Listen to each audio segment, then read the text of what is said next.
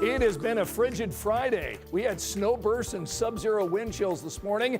Right now, this temperature roller coaster that we've been on is now setting the stage for warmer weather this weekend. Thanks for inviting us in on your Friday. 6 o'clock and Angela's tracking 40s, 50s, even 60s in the extended forecast. 60s and near record warmth for Christmas Day. Wow. So yes, it all starts, really the real warm air starts next week. We were stuck in the 20s today, running 20 to 30 degrees plus colder from this time yesterday. It's 24 colder in Indianapolis and 35 colder in Muncie. That puts temperatures in the 20s. If you're going to be out and about tonight, you will need that heavier coat. It's 24 in Indianapolis, 23 in Richmond, 25 degrees in Greencastle. Teens and 20s for us this evening, and then as the southwest wind kicks in late evening, temperatures are going to be nearly steady overnight. But again, heavy coat if you're coming downtown for Circle of Lights, Christmas at the Zoo, or Newfields, any of those outdoor events.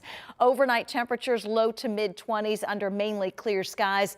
Some sun, some clouds, breezy, and yes, we warm up tomorrow, nearing 50 degrees.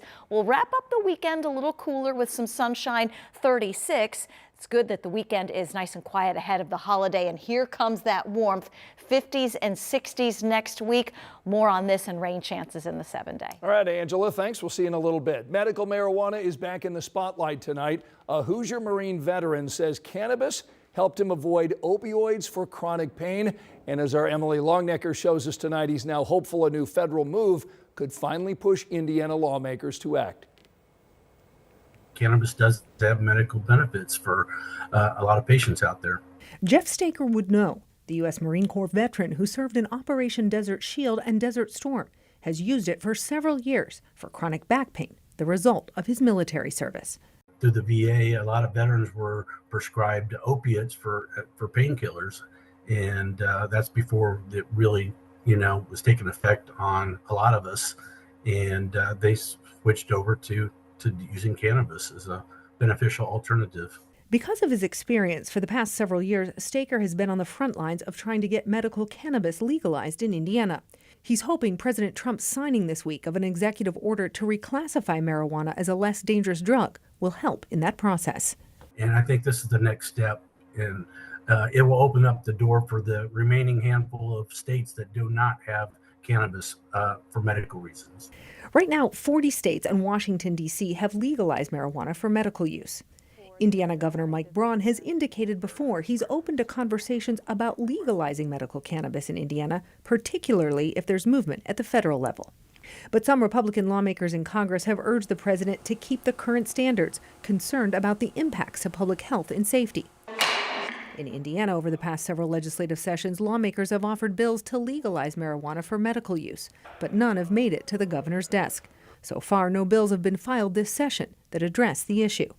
Jeff Staker hopes that changes. I think Indiana can take the proper steps that we need to do to see that this is medically available to our veterans and our citizens. In Indianapolis, Emily Longnecker, 13 News. Tonight, IMPD wants to know who shot and killed a man on the west side of Indianapolis. This happened last night near 38th and High School Road. Police tell us officers found 37-year-old Corey Howell shot inside of a car. He died at the scene. Police say several suspects approached a car, leading to a fight right before shots were fired. The suspects then ran away. Two men made their first court appearance on charges from a West Side fatal hit-and-run crash after they were allegedly street racing. Rich Nye had his camera in the courtroom this afternoon. 21-year-old Angel Asuvaldo Franco faces multiple charges, including failure to remain at the scene of a fatal crash. He is the alleged driver of a Ford Mustang in this video that hit this pickup truck, which burst into flames. 38-year-old Saturnino Gracia died in the crash. Police believe the Mustang was street racing this white car, which surveillance video shows returned to the crash scene and allegedly picked up Asuvaldo Franco. His stepbrother, 18-year-old Ricardo Martinez Valadez, is the alleged driver of the getaway car. He also faces multiple felony charges, including reckless homicide. The judge set bond for both men, $25,000 and $20,000 cash, respectively. You also have a federal hold, according to the court's information. So even if you did post bond in this matter, you would not be released. A federal hold means ICE has identified both men as undocumented immigrants. At the Marion County Community Justice Campus, Rich Nye, 13 News. I'm Ashton Hackman here in Morgan County, where this afternoon the man accused of beating a police canine last week made his first court appearance. Felix Juarez Antunez, I've learned, is not in this country legally and has been deported multiple times. He was also charged in 2019 in North Carolina for allegedly driving drunk and causing a crash that killed 2 people. But neither of those things are why he was in court today. This was his initial hearing, and at times he refused to listen to the judge. He phoned in from his medical bed in jail. Today, the judge set his bond at $500,000 cash plus $1 million surety, meaning he will need $600,000 to get out of jail. But even if he does post that, he won't be getting out, as ICE has put in a hold request. So in the meantime, his next court date is set for February 9th.